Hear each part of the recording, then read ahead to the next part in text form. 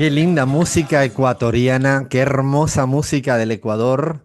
Y nos vamos para el Ecuador. Nos vamos para el Ecuador después de la intensa, controversial, discutida, enigmática cita electoral, jornada electoral que tuvimos el pasado domingo, ¿no? Ya con los resultados publicados y con mucha información encima de la mesa para compartir y para analizar. Me van a ayudar todo el equipo, sobre todo Gaby y Bahía, que estuvieron in situ en el territorio, en el Ecuador.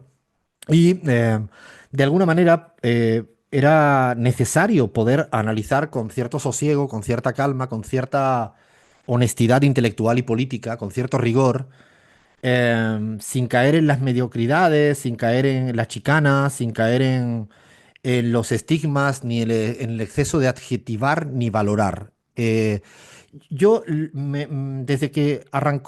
que se supo el resultado electoral, oficialmente según el Consejo Nacional Electoral Ecuatoriano, el domingo a la noche, solo puse públicamente un tuit que es ¿qué pasó en el Ecuador? Como una pregunta.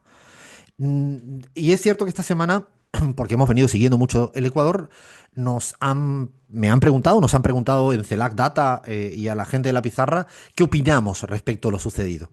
Y hemos preferido guardar silencio para intentar, no por guardar silencio, para intentar, eh, no sé, esclarecer o poner encima de la mesa un conjunto de elementos que a toda persona que nos esté escuchando ahora y quiera tener un insumo más para sacar su propia valoración le pueda ser de utilidad. Hemos querido tomarnos como nuestro tiempo en algo que es muy serio, cuando uno eh, ocurre un resultado donde una de las candidatas desconoce el resultado electoral, ¿no? La candidata Luisa González dijo, desconozco el resultado electoral, lo dijo el propio domingo a la noche y lo ha dicho a lo largo de esta semana. Y evidentemente nosotros le damos mucha seriedad al respeto de la democracia y por lo tanto queríamos tomarnos el tiempo para, insisto, ir mirando arista tras arista, eje tras eje, elemento tras elemento, para intentar compartirlo con nuestra audiencia pizarrera y con la gente que nos sigue y que de alguna manera hemos venido mirando con mucha lupa el caso. Por eso es muy importante esta vez, yo diría que ponerle todo el ojo en toda la letra pequeña, en todo lo que a veces se te escapa, para tomar con este cuadro que uno va componiéndose, luego que cada quien haga a su propia valoración. De hecho, voy a hacer un gran esfuerzo, y lo hablaba con el equipo entero, sobre todo con Gaby y con Bahía, pero también con Fla, con Lean y con Chris, de abstenerme de valoraciones, ni adjetivaciones, ni siquiera lo que pienso, que yo creo que es muy obvio, porque casi siempre hemos dejado muy claro nuestras posiciones ideológicas y políticas, nuestra predilección, evidentemente, en todos los escenarios políticos y electorales, no somos dudosos de ninguna manera. Y por tanto, la idea es plantear todo este análisis desde las dudas, desde la incertidumbre, desde lo difícil que es poder llegar a entender un resultado electoral. Y quiero empezar con grandes bloques. Vamos a empezar a dar los resultados electorales. Cambio un poco sobre la marcha algo. Quiero primero tener que todo el mundo sepa, los que están un poco perdidos, cuál fue el resultado electoral definitivo del Consejo Nacional Electoral, ya con un número de actas escrutados prácticamente al 100%. No nos vamos a marear en los porcentajes hiperprecisos, porque ya está prácticamente la mayoría de las actas procesadas. El dato final, en términos de porcentajes, ¿cuál es, Bahía? Alfred, Luisa González 44,38 y Daniel Novoa 55,62. O sea, 11 y pico de diferencia a favor del candidato Daniel Noboa. Recordamos que en primera vuelta hubo un empate técnico o una ligerísima ventaja, casi en 44, de muy ligera ventaja a favor del señor Daniel Noboa. ¿No? Esto fue el escenario allá por el 9 de febrero, fue un 44-44. Estoy no mareando en decimales, ganó por un poquito, según el Consejo Nacional Electoral, Daniel Noboa, y ahora la diferencia que arroja el Consejo Nacional Electoral es ya casi al 100% de las actas, es de 55-44, repito, por redondear. ¿Cuál fue la participación de esta segunda vuelta? Fue más del 83%, Alfred, 83,1% según el CNE. Los medios decían 83,7%, pero el CNE asegura que fue 83,1%. O sea, esto también es un dato importante porque si bien ha habido relativa estabilidad en las participaciones en el Ecuador, porque hay que recordar que el voto es obligatorio, esta es una participación mayor de lo habitual. ¿No? Hasta ahora no estaba llegando al 83, estaba siempre en el 82 y pico, en el mejor de los escenarios, había habido algo más de participación en comparación con los resultados anteriores. Claro, y ahí, a partir de ese escenario, efectivamente, es cuando surgen cómo analizar que de primera a segunda vuelta haya una diferencia tan grande en números de votos. Con el equipo de CELAC Data estuvimos mirando los resultados electorales y para que ustedes entiendan, de todo el voto, podríamos llamar en disputa, es decir, que no fue a parar ni a Luisa ni a Noboa en primera vuelta, ¿no? De los que fueron a votar al resto de candidatos, los 14 restantes que creo que habían disponible, de ese voto en disputa, para que tengáis una magnitud, el 89,24% habría sido capturado por Noboa y el 10,76% habría sido capturado por Luisa. Una proporción de que cada 10 votos en disputa, 9 iban a Noboa, 1 iba a Luisa, por hacerlo de una manera lo más simple posible, en términos de todo el territorio. Pero si mira uno por regiones, hay regiones que realmente llaman poderosamente la atención. En Guayas, uno de los territorios, la capital es Guayaquil, más relevante en términos poblacionales del Ecuador, la proporción de reparto, este reparto de el voto nuevo en segunda vuelta, hacia dónde iría, es, lo voy a redondear, 98% para Noboa, 2% para Luisa. O sea, de todo el voto en disputa que habría en segunda vuelta en Guayas, insisto, poblacionalmente muy relevante, este sería el reparto. Pero ustedes dirán ahora que, lo aviso para que no crean que me he confundido, en Azuay, que es otro de los grandes territorios, su ciudad más importante es Cuenca, una ciudad hermosa donde estos días habrán comido mucha fanesca, que es lo que se come en la época de Semana Santa, un plato muy típico ecuatoriano, una ciudad bellísima del Ecuador, Azuay, que es su provincia, ¿no? El estado. Bueno, en Azuay, de todo el voto en disputa, Noboa ha capturado el 100,123%. Usted me dirá, Alfredo, pues estás confundido, ¿cómo va a ser más de 100%? No me he confundido, porque Luisa se quedó en números negativos, menos 1,23. Dicho de otro modo, Luisa habría perdido votos en Azuay respecto a los de primera vuelta. Digo por poner dos casos que son realmente muy llamativos, ¿no?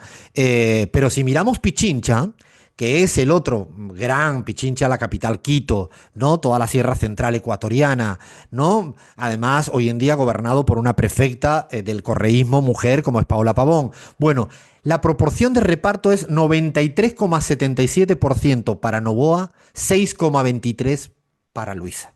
Esos son los resultados que arrojó, repetimos, el Consejo Nacional Electoral. Estos son los resultados. Y ahora vamos a poner un poco encima de la mesa todo lo que sería una suerte de mar de dudas, mar de interrogantes, que preferimos que cada quien que nos escucha, que nos ve, vaya haciendo sus propias valoraciones, sus propias ecuaciones y sus propios veredictos. Voy a empezar por un bloque ex ante. Dicho de otro modo, todo lo que pasó hasta llegar al día de las elecciones. O sea, todo lo que pasó. Lo primero que no se puede uno olvidar, y no voy a decir, lo voy a decir de pasada, pero todo el mundo es conocedor del proceso judicial constante en contra de todos los dirigentes correístas. De hecho, su líder, que es Rafael Correa, está proscrito, incluso inhabilitado por influjo psíquico. Ustedes, esto que estoy diciendo es una terminología literal, por influjo psíquico, por tener influencia psicológica en el otro para tomar una decisión. Esto ha sido sentenciado judicialmente en el Ecuador, que yo no conocía jurisprudencia de influjo psíquico para inhabilitar a un presidente o a un expresidente o a un potencial candidato. Digo porque ha habido un gran volumen. Para eso, léanse el libro de Abraham Verduga de Lawfare y ahí van a encontrar una batería bien descrita, mejor que la mía o el del Silvina Romano, que ahí tienen toda la batería de ejemplos de lawfare que se han hecho en el Ecuador, ¿no? A la prefecta la metieron en la cárcel, a Paola. Podemos cansar, pero vamos a ir a algunas situaciones además. Primero es que sacaron de la carrera electoral a Jan Topic. ¿Por qué importante Jan Topic? Porque Jan Topic participó en el 23 teniendo un importante volumen electoral. Y es un tipo de centro derecha, no, de derecha, de ultraderecha. O sea, que decía prácticamente la mano dura a lo Bukele en el Ecuador, el señor Jan Topic, que además es el hijo del dueño de Telcodata. Telcodata es la empresa encuestadora más importante que hay en el Ecuador, curiosamente una de las que hizo Exit Poll, encuesta boca de urna, en esta segunda vuelta en el 23. Lo digo porque todo tiene que ver con todo y quizá desde afuera o no le da tanta importancia. Bueno, Jan Topic fue eliminado de la carrera electoral con mucho tiempo de anticipación. ¿Por qué, Lean?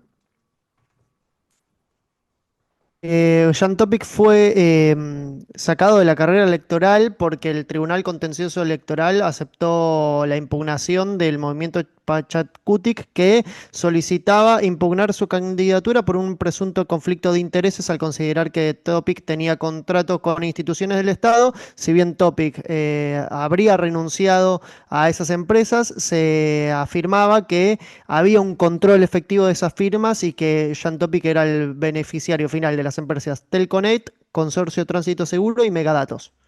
Y así se lo tumbaron. Rival en el mismo espacio ideológico, el señor Roboa dijo no me interesa.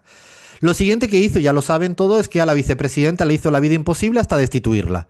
Pero no solo le hizo la vida imposible, es para una película de, ¿no? de Berlanga o de los años 50 en España o para un capítulo de Netflix o de Black Mirror en la actualidad. ¿No? La mandó a resolver el problema de Israel con Palestina, la vicepresidenta del Ecuador. Esto que estoy diciendo es real, sí, no es Black Mirror. Esto es real. Y después de eso, de ser destituida, no respetó la sucesión de que está establecido legalmente. Segunda cuestión que hizo. Pero la tercera que hizo es que él, para ser candidato, debería haber pedido una licencia. Y tampoco pidió la licencia. Por lo tanto, se quedó como presidente y como candidato. Entonces, no respetó la sucesión vicepresidencial, fue inconstitucionalmente, le hizo la vida imposible, la mandó afuera, que fue electa, porque en el Ecuador los vicepresidentas son electas, y los tumbó afuera. Otra situación, repito, ex ante, que no es un dato menor. Sigo. Luego le cambiaron el esquema de seguridad a los candidatos en las horas previas. Esto significa que te quitan tu seguridad, en un país donde mataron a un candidato presidencial en las elecciones pasadas de hace 2 años, donde hay muertes de candidatos en municipios, en lugares. Le quitaron a Luisa González en segunda vuelta, a pocas horas de la cita electoral, el esquema de seguridad de la candidata Luisa González.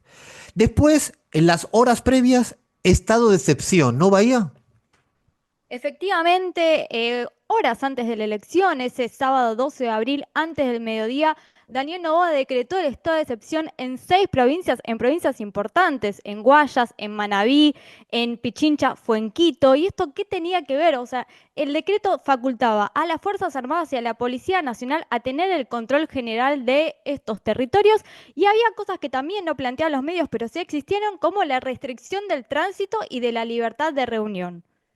O sea, esto estamos hablando, horas previas, te quitan, nada más, te ponen un estado de excepción, te militarizan todo, te ponen militarizando todo el territorio ecuatoriano, insisto, a horas previas de una cita electoral. Además, el Consejo Nacional Electoral públicamente, estamos planteando factores ex antes, plantea que no se puede hacer foto a tu propio voto cuando estás acudiendo al derecho de elegir.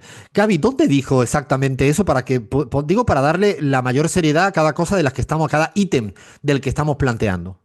El Consejo Nacional Electoral Ecuatoriano el 13 de marzo emitió una resolución en la que establecía que los votantes tenían prohibición de tomar fotografías a su voto, pero además los miembros de la Junta Receptora de Votos también estaban prohibidos de utilizar el celular, excepto en el momento del escrutinio para usar la calculadora. Uno de los miembros de la Junta Receptora del Voto podía utilizar su celular solamente en ese caso.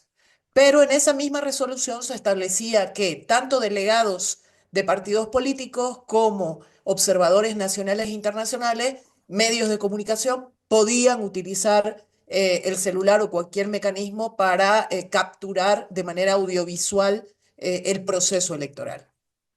Estos son sentencias, no te dejan hacer foto, estado de sitio, te quitan al rival. Estamos dando, insisto, información ex ante para ver en la cancha inclinada en la que se estaba jugando una cita electoral. Luego, parte del informe de la OEA, que ahora iremos mencionándolo, menciona la cantidad, el porcentaje de noticias virales que eran falsas. Gaby, también lo tienes por ahí, creo que era algo que llamaba Sí, poderosamente la atención en un informe preliminar de la OEA, no es que lo estemos diciendo en la pizarra, planteaban cómo se habían viralizado algo así, ¿no? Fake news. así es.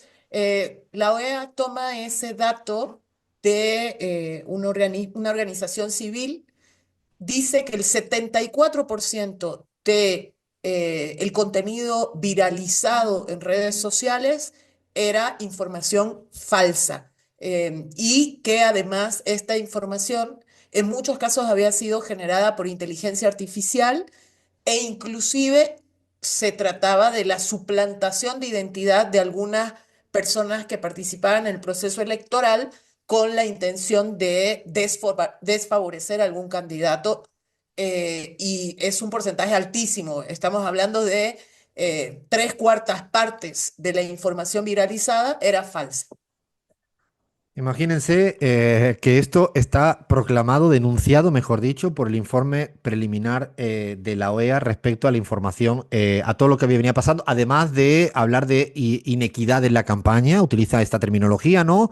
Gaby, en el informe preliminar de la OEA, creo que utiliza literalmente la cuestión de inequidad en la campaña, de desigualdad en la asignación de recursos, o sea, hace varias denuncias respecto a lo que había pasado previo al momento de la cita electoral, ¿no? Esto es, digo, hasta llegar al día domingo de las elecciones, todo esto, desde estado de excepción hasta todo lo que hemos... este cóctel de situaciones anómalas, de poco respeto a las reglas del juego y a la democracia, venían sucediendo. Y ahora llega el día de las elecciones, el día de votar, ¿no? Y ahí empezamos a encontrar también cosas interesantes para ponerlo en el mar de dudas que estamos hoy en día como rellenando en este análisis de la pizarra de lo sucedido en el Ecuador. 1984 actas, anoten, 1984 actas están sin firmar por los responsables que deben firmar las actas según el Código de la Democracia. O sea, para redondear, 2.000 actas. Esto supone el 4,8% de la totalidad de actas.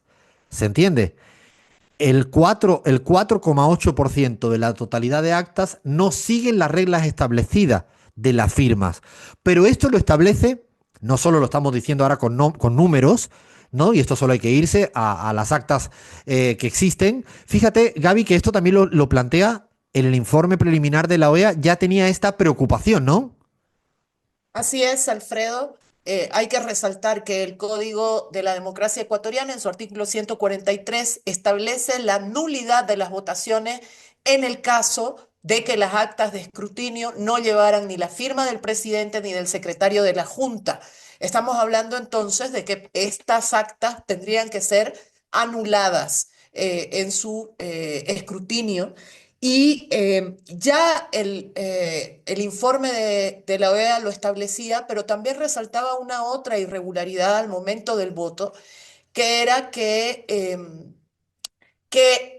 la tinta que se utilizó en algunas papeletas o en las papeletas se traspasaba al doblar el acta, y que esto podía generar dificultades a la hora de que la Junta Electoral haga el recuento de esos votos, porque se traspasaba de un lado a otro y no dejaba claro cuál era la opción que había tomado el ciudadano al momento de votar. Entonces, esta es otra irregularidad que también está en el informe de la OEA. Ojo, no es algo que estamos diciendo nosotros porque se nos ocurrió solamente. Lean la página 13 del informe de la OEA. Deténganse a leer el segundo y tercer párrafo del informe preliminar. Son informes preliminares, y imagínense el aplauso que nosotros le damos a la OEA después de haber participado en el golpe de Estado contra Bolivia en el año 2019. Por eso es interesante leer la letra pequeña de los informes, no el título inicial y no leer nada más, o lo que dice la prensa de lo que dice el informe. Sino hay que leerse el informe completo, hay que dedicarse un ratito a leer el informe. En esa misma página 13 del informe preliminar dice, también encontramos que existía desconocimiento en las mesas de escrutinio respecto al orden y los pasos establecidos para esta etapa. Esto dice literalmente. O sea, que la hora de contar votos no se respetó el orden establecido legalmente. Problema con la tinta, que no se sabe a quién al final marcó. Problemas con el orden del escrutinio De y, los pasos que tiene que seguir la Junta Receptora de Votos para hacer el escrutinio de los votos. A eso se refiere, básicamente.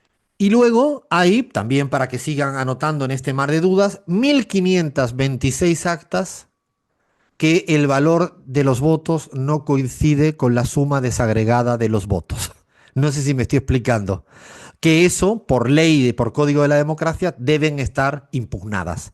O sea, si sumáramos estas dos partidas de actas no firmadas debidamente al orden de la democracia ecuatoriana y actas que no tienen los resultados validados porque la suma no se corresponde con lo que las partidas dicen, estaríamos hablando de más de 3.500 actas que deberían ser invalidadas. O sea, es interesante, y eso se sabrá cuando se vean las actas, ver cuánto supone eso en términos de votos. Cuánto suponen estas 3.500, 3.600 actas en términos de diferenciales de votos. Ahora no nos atrevemos a plantearlo porque no tenemos con precisión el número de votos que existen.